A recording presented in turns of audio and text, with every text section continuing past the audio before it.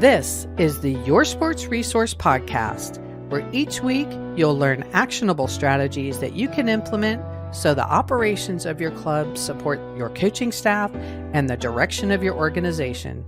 We are committed to excellence in youth sports leadership. Let's get started.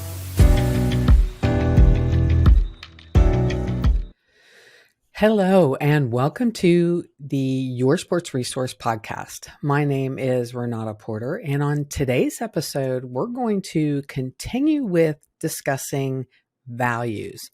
Specifically, we'll talk about the value of growth. I'm excited about this one because I felt it was a great way to kick off 2023. That is, with the value of growth. In previous episodes, we have discussed connection and passion. So if you're interested in hearing about those, please go back and have a listen. I love that many clubs incorporate growth into their values. I think often we attribute growth to just what we learn in a school or a formal setting of some type. The opportunities for growth are really everywhere. It's just whether you choose to view life lessons, mistakes, and successes as opportunities to capture what went well so you can repeat it, or what went horribly wrong so you can learn from it. One thing I have noticed in working with so many people throughout my career is that you can tell a lot about someone by simply understanding if they have a growth mindset or not. Those who feel they've mastered everything, meaning they have all the answers and are unwilling to consider others' thoughts and ideas, that's usually a dead giveaway that they are headed for a very hard lesson. When I say growth mindset, I don't really mean someone needs to sit down and study. It could be that, but it could also be just wanting to learn a new skill or hobby or to understand something new.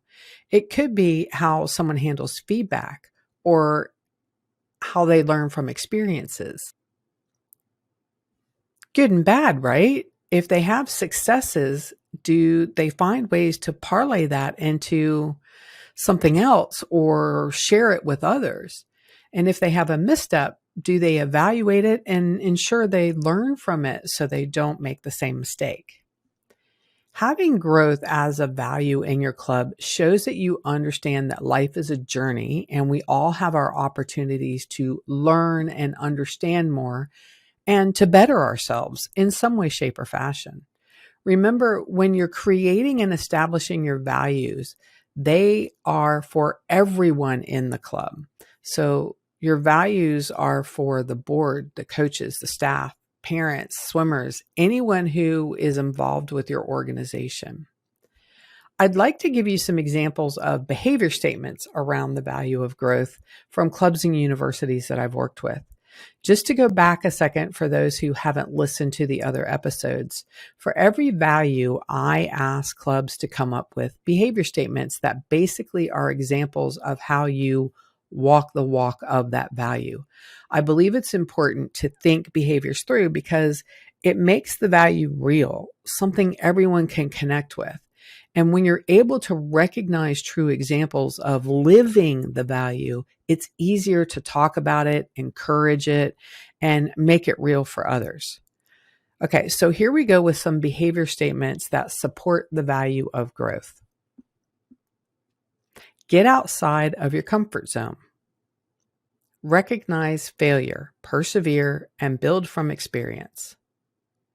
Embrace new ideas and trust the process. Growth is a journey. Be innovative, creative, and coachable. Have an open mindset and trust the process.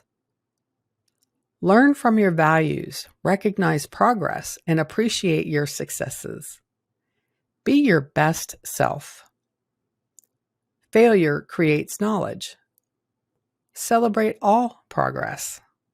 Reflect, then respond. Persevere through adversity. Get comfortable being uncomfortable. I love that one. Understand failure. Now, these are all great statements. And before we move on, I want to tell you that we have completely revamped our website. yoursportsresource.com. It's much easier to navigate, and you can find all the articles and tools you need right at your fingertips. Did you know that we have over 25 free tools that you can download and use today? You don't need to give me your email or fill out any forms. Just download any tool that you would like to use. They're there for free. Just go to yoursportsresource.com. As I've said in other podcasts about values, as adults, we should be actively teaching through example and purposeful conversation why we should be keeping values front and center. In the behavior statement, learn from your failures, recognize progress, and appreciate your success. I feel like that's an easy one to put front and center for the swimmers. Not every race is going to be perfect. The quicker you can get them to understand what went wrong and actually recognize what went wrong in itself is growth, because it sets them up not to repeat that same misstep next time they step on the blocks. And it doesn't always have to be race oriented either. It can be getting to practice on time. It can be how they treat their teammates. Being your best self is a great reminder when they want to get into the muck and be negative about their teammates, coaches, and parents. And we should be paying attention to ourselves as well. Yes, we should be teaching the swimmers, but this can't be a do as I say, not as I do type experience. I watch adults not living up to the club values more than I care to. You can't have a behavior statement that says, get comfortable being uncomfortable, and then as a coach, completely not be open-minded about any operational changes because of some sort of belief that you didn't have enough input or it didn't come from you. If it helps the organization, then it's the right decision. For the board, you can't embrace new ideas as a behavior statement for growth and then, dismiss every idea a new board member puts forward because that's not how you've always done it. I understand these are more negative examples, but they reflect how everyone in an organization has a duty to uphold the club values. And I truly believe that growth is a spectacular value to have as an organization. It's too easy to get stale and complacent and then wonder why your membership is falling off. If you make growth a value and actually live it, then I believe you set your club in motion really in the right direction for success. Since this is the first episode in 2023, I thought I would share a couple of my big lessons this year to demonstrate how I'm trying to grow. I've had actually quite a few different lessons throughout the year, and mostly in working with clients for my business, but not all of them would be appropriate to share. So my hope is that you can relate to these two examples in some way, but here they are. All right. So just like no one program fits every client when I'm doing my consulting, all clients are not going to grab hold of the work that we do together and put it into action. And the lesson is that what they choose to do with the implementation really isn't a reflection on me. They have to make those choices. So I have clients who take our work together and implement like crazy. Then I have clients who pick and choose pieces. And then there are clients who I really believe enjoy the show more than the work to improve. And that means they really don't implement anything. Those who don't implement is something that I took pretty hard and personally. What's the old adage? You can lead a horse to water, but you can't make it drink. No matter how often I check in and ask how I can help, or if we need to shift gears or change something if it's not working, sometimes it just falls on deaf ears. My passion is to help every club thrive and be sustainable. So I'm really driven to help them. I had to learn to let go of those that really didn't want the help to begin with, and to celebrate those who keep pushing for improvement, whether it's something that we did together or not. Now, my other big lesson for the year is really for me and my own mental health. I love what I do. I love my work, and I I love to work, if I'm honest. But there are times when the brain and the desire have really hit a roadblock, and no amount of pushing and chastising myself makes it better.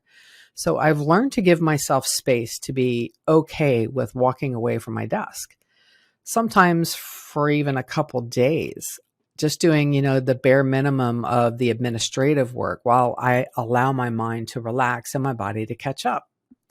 Sounds kind of hokey, but the big lesson is to be mentally okay with doing this instead of beating myself up for not being at my desk and doing the deep work that needs to be done. I know in my gut that taking the break allows me to be better at what I do, but sometimes this personal roadblock comes at the absolute worst times. I just had a big one at the end of the year where I had so many deadlines, but I still walked away and tried my best not to fret. I held on to the belief that when my brain and body are willing, that I'll crush it on the other side, which I have to say I did pretty well. Okay, so those are my two big growth lessons for 2022. I hope you and your club embrace growth in your own way and figure out how to make it work for you. Thank you for listening, and please subscribe, rate, and review this podcast so we can grow our Your Sports Resource audience. Thank you for spending time with me.